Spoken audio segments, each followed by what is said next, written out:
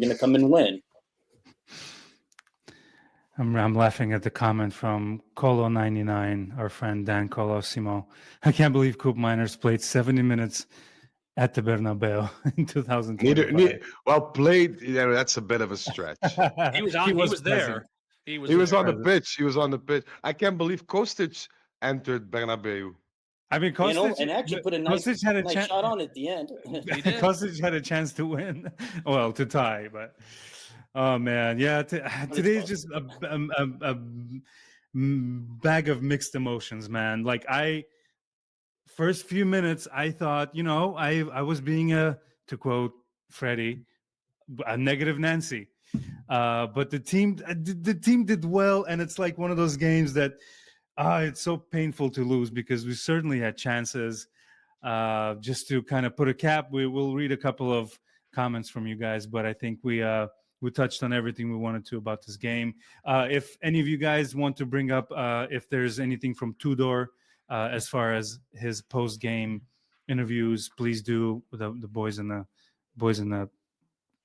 hood, my boys I'm talking to, so we can read what Tudor said.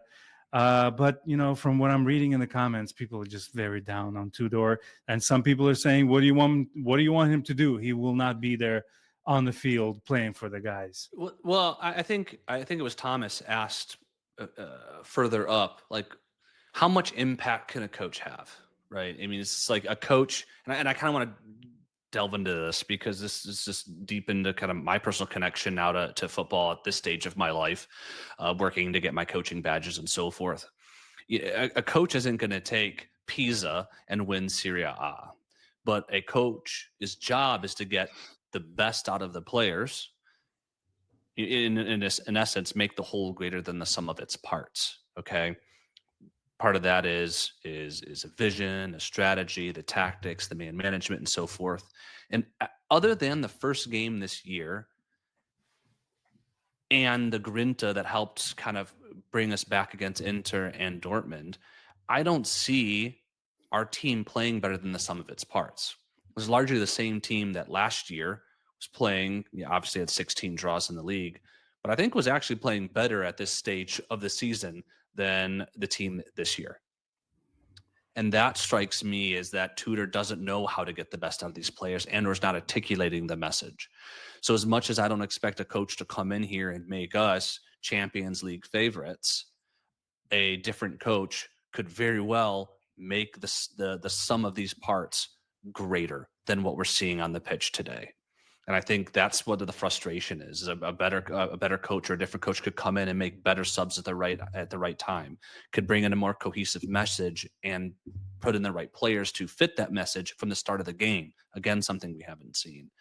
And so while it's not all up on Tudor and the players need to be responsible, like Tudor did not miss that chance that Openda had. Tudor did not fail to finish the run that Dusan had. 100% agreed. But at the same time, and they deserve the criticism for that. Tudor, I don't think, has done his part in making this team better. There's certainly a lot of interesting comments where we have to wrap up soon, but it's we've had the most live watchers so far on this channel, so we appreciate you guys. Yeah, I'm trying to pick out the best comment here, but people are down on Comoli as well. I'm seeing, the people just, that's what fans do. They're just upset at everyone and everything if things are not going well. We're not down enough, I think, as a whole. We're not down enough? It no, seems pretty down. No.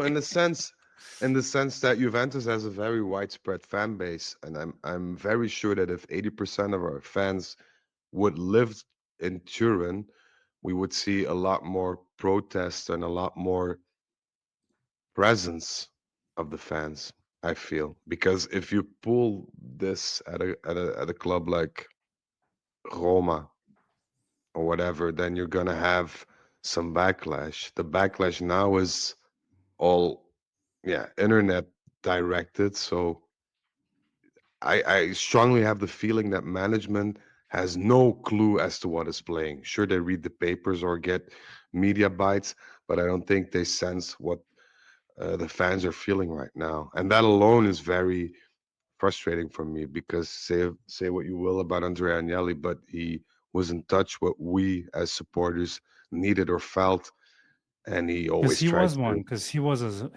I mean, he is a fan as well. That's why. He's one of the biggest. I mean, I never know that he missed a game even before his presidency. So yeah, Masoud is bringing up an interesting point. We got to remember, Fred, not all Juve fans that are young remember a global power that was Juve. Us uncles and dads would continue to compare the old Juve to this, and he's basically saying we're expecting them to be something great. But like commentators mentioned, I mean, when was the last time? 2019, we were in a good position in the Champions League. So it's a lot of rebuild. It's going to get worse before it gets better, boys. I mean, and girls. That point is something that sticks with me because I'm of a similar age to Frederic and Farhad, not like Mr. Youngster Damiano down there. But it's like I look at this team and it makes absolutely no sense to compare it to teams past because the players are not of a similar quality or a similar stature, and the team is not in a similar place. Expecting that same level from where we are is just it's impractical because it's impossible. So I look at this team, and I think you have to calibrate your expectations to based on what we have out there. We all want to return to those days of success, and that's kind of what we hold on to of the win every game mentality. But you know, I try to, I don't know, maybe it's a defense mechanism, but you look at this team, you can't have the same expectations. You can't because it's not. We are where we are. We have to be able to say realistically with this team, what is a reasonable expectation to shoot for or to expect.